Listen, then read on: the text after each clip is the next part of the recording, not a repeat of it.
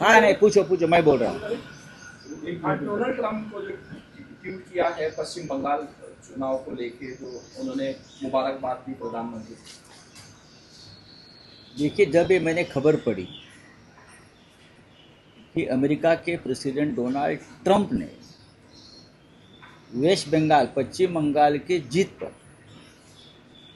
नरेंद्र मोदी जी को बधाई दी white house से, एक तो ये खबर झूठी है, या व्हाइट हाउस ने गलत जानकारी के ऊपर बधाई दी।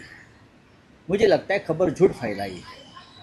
ये हमारा फेडरल डेमोक्रेसी का इंटरनल मैटर है। एक कल ग्राम पंचायत चुनाव में मोदी जीतेगा तो प्रेसिडेंट ट्रंप या मैक्रॉन और ये सब लोग, स्टारमर, ये मोदी को बधाई देंगे? बीजेपी वाले को, आईटी सेल को समझना चाहिए उनको। सबसे पहले, अमेरिका एक सबसे बड़ा डेमोक्रेटिक कंट्री है, भारत भी है। भारत में क्या चल रहा है डेमोक्रेसी के नाम पर, ये पूरे विश्व को पता है, लेकिन मजबूरी भी है। राहुल गांधी जी, उद्धव ठाकरे जी, ममता बनर्जी बार बार इस बारे में अपनी बात रखते आए हैं। इसलिए मैंने सिर्फ, मेरा कर्तव्य है इस देश का नागरिक होने के बावजूद, कि प्रेसिडेंट डोनाल्ड ट्रंप को करेक्ट करें। इस देश में, पश्चिम बंगाल में, तमिलनाडु में, आसाम में डेमोक्रेसी के नाम पर क्या खेल चल रहा है, ये विश्व को भी पता होना चाहिए। मैं ये नहीं मानूंगा कि मेरा ट्वीट डोनाल्ड ट्रंप ने पढ़ लिया और कुछ उसका ऊपर काम नहीं। मेरा कर्तव्य मैंने किया, देश के लाखों करोड़ों लोगों ने ये करना चाहिए कि डोनाल्ड ट्रंप, एक राज्य के चुनाव, कोई पार्टी जीत जाती है किसी देश में, तो प्रेसिडेंट ऑफ अमेरिका, उनके पास कितने काम पड़े हैं। वो हॉर्मुज की समुद्र धुनी को खोलना है उनके सामने बड़ा, ईरान और इजराइल का युद्ध में उनको ध्यान देना है। हाँ, बहुत सी बातें हैं। तो वेस्ट बंगाल में मोदी जीत गया, यहाँ वो जीत गया, उसके ऊपर वो बधाई देगा। ये बीजेपी वाले मोदी जी की छवि खराब कर रहे हैं। सर सर तमिलनाडु के गवर्नर तमिलनाडु के गवर्नर अपॉर्चुनिटी दे रहे हैं सबसे बड़ी बात टीवी के है। एक देखो, टीवी के 108 एमएलए उनके चुनकर आए हैं। संविधान ये कहता है कि सबसे बड़ी पार्टी को सबसे पहले बुलाया जाता है, और बहुमत सिद्ध करने का जो फ्लोर है वो विधानसभा है। महाराष्ट्र में कोश्यारी ने क्या बहुमत देखा था? जब सुबह का शपथ लिया था 5 बजे, उसके बाद जब उद्धव जी ने जब इस्तीफा दिया तो कहाँ बहुमत देखा था उसने?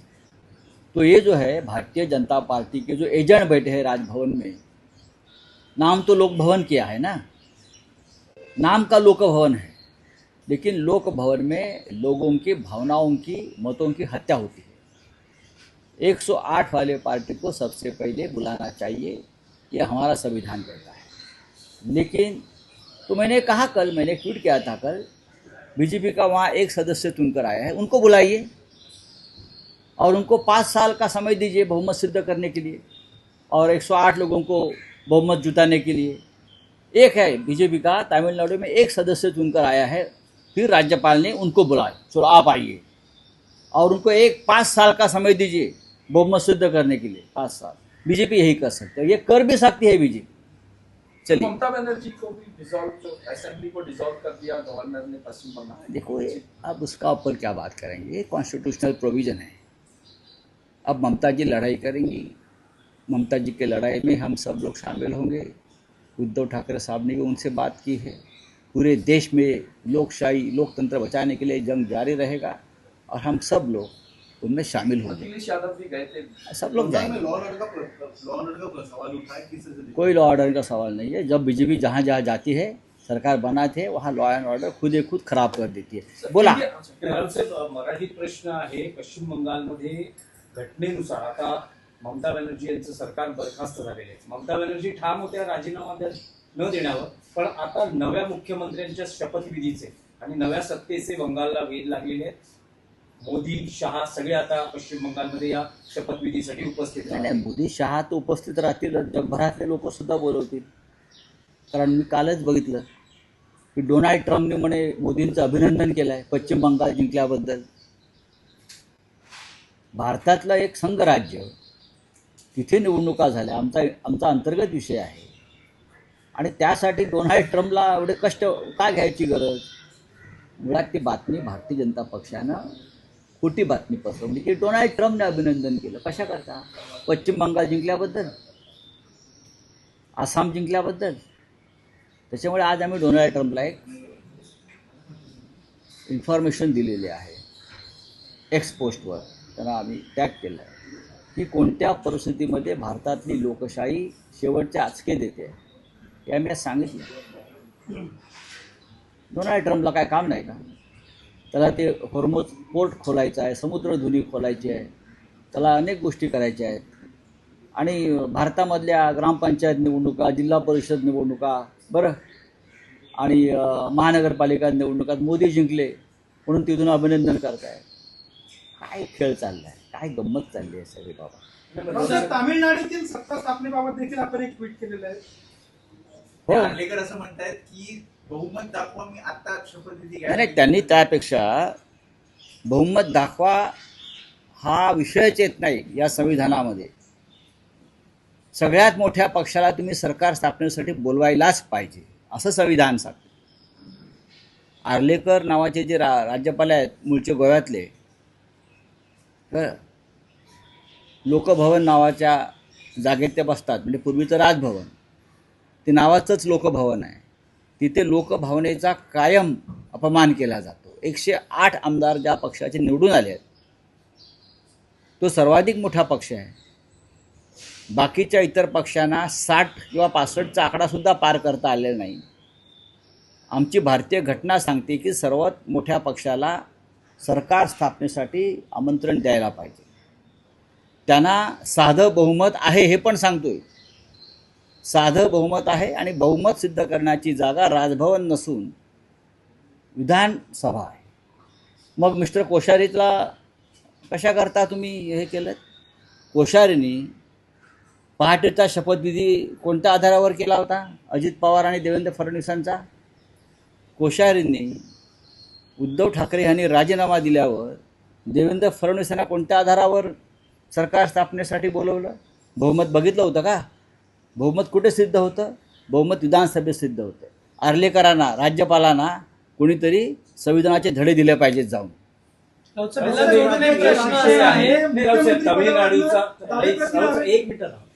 तमिळनाडूचाच विषय आहे. तमिळनाडूतले निकाल हे महाराष्ट्रातल्या प्रादेशिक पक्षांसाठी डोळ्यात अंजन घालणारे आहेत का?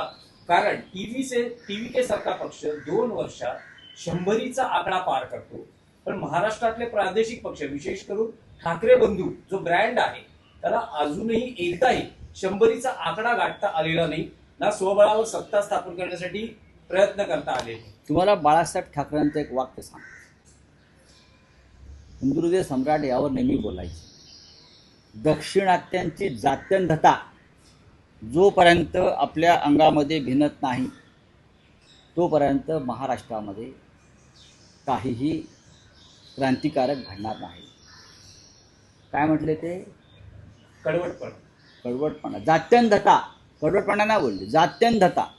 दक्षिणात्यांची जात्यंधता आणि मुसलमानांची धर्मांधता हे त्यांचं खरं वाक्य आहे.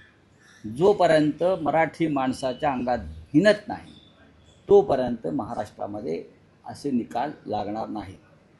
महाराष्ट्र हा पुरोगामी आहे असं आपण म्हणतो. महाराष्ट्र हा प्रत्येक पाऊल जपून टाकतो. आता TVK नावाचे काय पक्ष आला, काय त्याला आगापिछा आहे का? आगापिछा आहे का? एक कलाकार आहे, पक्ष उभा केला, लोकांनी मतदान केलं, त्याला काय विचार आहे? त्याला काय आकार आहे का? उकार आहे? नाही. MK स्टॅलिन हे उत्तम काम करत होते, उत्तम मुख्यमंत्री होते, तरी लोकांनी त्यांचा पराभव केला आणि TVKला गेलं. ही वाऱ्यावरची वरात असते. पण TVK सुद्धा एक रिजनल पार्टी, ती काय राष्ट्रीय पार्टी नाही. पण राऊसाहेब, त्यामध्ये प्रतिवाद असा करता येईल की फक्त TVK नाही, आम आदमी पार्टीने दिल्लीत केलं, पंजाबमध्ये केलं, पंजाबमध्ये स्वबळावर सत्ता आणली, दिल्लीमध्ये सुद्धा 2 वेळा त्यांचं सरकार आलं. ते तर जात्यंध नाही, त्यांनी तर विकासाचं मॉडेल आणलं. आपण इतिहास समजून घेतला पाहिजे. मिस्टर दिनेश दुखंडे, जेव्हा जेव्हा आम्ही स्वबळावर हिंदुत्वाच्या मुद्द्यावर लढण्याचा प्रयत्न केला, 1992च्या बाबरी पतनानंतर शिवसेनेची लाट संपूर्ण देशामध्ये होती. आम्ही देशामध्ये जवळजवळ लोकसभेच्या 80 जागा लढण्याचं निश्चित केलं होतं आणि आम्हाला खात्री होती त्यावेळेला महाराष्ट्रासह उत्तर प्रदेश, मध्य प्रदेश, राजस्थानमध्ये आम्हाला जागा तेव्हा आम्ही सहज जिंकू शकलो असतो. एवढे बाळासाहेब ठाकरेंचं वलय निर्माण झालं होतं. पण अटल बिहारी वाजपेयी यांचा फोन आला बाळासाहेबांना. त्यांनी बाळासाहेबांना विनंती केली, तुम्ही जर लढलात हिंदुत्वाच्या मुद्द्यावर, आज तुमचं प्रचंड वलय निर्माण झालं आहे, तर भारतीय जनता पक्ष आणि आपल्यामध्ये हिंदुत्वाची मतं विभागली जातील बाळासाहेब. तेव्हा बाळासाहेबांनी मोठ्या मनानं असं सांगितलं आम्हाला सगळ्यांना की आपण अटलजींचं मान्य केलं पाहिजे की आपल्याला भारतीय जनता पक्षाला हिंदुत्वाच्या मुद्द्यावर त्रास होईल अशी भूमिका आपण घेता कामा नये. तेव्हा आमच्या देशभरामध्ये 25 ते 30 खासदार निवडून आले असते. असं वातावरण 92 साली होतं बाबरी पतनानंतर. बाळासाहेब ठाकरे हिंदुहृदय सम्राट म्हणून शिखरावर गेले होते. महाराष्ट्रामध्ये जर आम्ही भारतीय जनता पक्षाबरोबर युती केली नसती हिंदुत्वाच्या मुद्द्यावर, तर महाराष्ट्रामध्ये आम्ही स्वबळावर सत्तेत आलोच असतो. पण भारतीय जनता पक्षा बाळासाहेब हिंदुत्वाच्या मुद्द्यावरती आपण एकत्र येऊ. जे उद्धव ठाकरे यांचं म्हणणं आहे, तुम्हाला आठवत असेल 25 वर्ष आमची युतीमध्ये कुजली आणि सडली, ते सत्य आहे. आम्ही जर स्वतंत्रपणे तेव्हा गेलो असतो तर आज महाराष्ट्रात दुसरं हिंदुत्व दिसलं नसतं, नकली. राऊत साहेब, त्या विषयावर फक्त एकच प्रश्न आहे, त्यावर एकच प्रश्न आहे की 1966 साली बाळासाहेबांनी मराठी माणसाच्या न्याय हक्कासाठी शिवसेना नावाची सुरुवातीला बिगर राजकीय मराठी संघटना काढली. तशी महाराष्ट्राला आज एका अराजकीय मराठी संघटनेची गरज आहे असं तुम्हाला वाटतं का? त्याचं उत्तर देण्याचं सध्या ही जागा नाही. पण मराठी माणसाच्या प्रश्नावरची आंदोलनं आणि भूमिका अधिक तीव्र व्हायला पाहिजे. काल नाशिकमध्ये मी स्वतः एका आंदोलनामध्ये उतरलो. आपल्याला माहीत असेल का उतरलो. नाशिकमध्ये मी स्वतः उठलो विश्रामगृहातून आणि आम्ही चालत कलेक्टर ऑफिसमध्ये घुसलो. आमच्या मागे लोक चालत आले. ही माझी भूमिका का होती? नाशिकमधल्या अमराठी बिल्डरांसाठी 5 गावातल्या मराठी शेतकऱ्यांच्या जमिनी जबरदस्तीनं ताब्यात घेण्याचा प्रकार काल सुरू झाला काही दिवसापासून. IAS अधिकारी पवन दत्ता, जो असिस्टंट कलेक्टर आहे, तो हातामध्ये दांडा घेऊन त्या घराघरात घुसून म्हाताऱ्या बायांना, महिलांना बेदम मारत होता, जखमी झाले. ही आमची जी तळमळ आहे ही मराठी माणसांवरती अशा प्रकारे अन्याय होऊ नये यासाठीच आहे. आणि ही तळमळ बाळासाहेब ठाकरेंच्या विचारातून आलेली आहे ना. दुसरी संघटना करून हेच करणार आहे ना. आम्ही ते करतोय ना गेले 60 वर्ष. दुसरं कोणी गेलं का? काल कलेक्टर ऑफिसमध्ये दुसरं कोणी काल घुसलं का? आवाज उठवला का? शिवसेना म्हणून मी गेलो. माझ्या मागे असंख्य शिवसैनिक पदाधिकारी होते, जनता होती. हेच आहे ना काम प्रादेशिक पक्षाचं. दुसरं काय आहे? आमच्या नाशिकमध्ये आमच्या शेतकऱ्यांवर बिल्डरांच्या फायद्यासाठी, बिल्डर कोण? अगरवाल, ठक्कर, अमुक तमुक, ज्यांनी 500 कोटीचा म्हाडातला घोटाळा करून सरकारला लुटला आहे, अशा सर्व बिल्डरांसाठी तुम्ही आमच्या शेतकऱ्यांच्या जमिनी रिंग रोडच्या नावाखाली जबरदस्ती न घेता एक तरी पक्ष, भाजपा असेल किंवा अन्य पक्ष, उभा राहिला का? मग आम्ही का उभे राहिलो? आमचा प्रादेशिक अस्मितेचा पक्ष म्हणून आम्ही उभे राहिलो. हे समजून घेतलं पाहिजे. हो, आहे ना, आहे ना. हा प्रश्न तुम्ही देवेंद्रजींना विचारा. ते म्हणतील असं काहीच नाही. आम्ही जगात पहिला क्रमांकाचा महाराष्ट्र आहे. महिला फार सुखी आहेत सांगतील ते. राज्याच्या राजकारणामध्ये मुख्यमंत्री पदावर दावे प्रतिदावे होत आहेत. जयंत पवार म्हणतात की 2029ला सुनेत्रा पवारांनी मुख्यमंत्री व्हावं. माझ्या जयंत पवार यांना शुभेच्छा आहेत. त्यांनी त्यांच्या आईला मुख्यमंत्री करावं. आमच्या शुभेच्छा आहेत.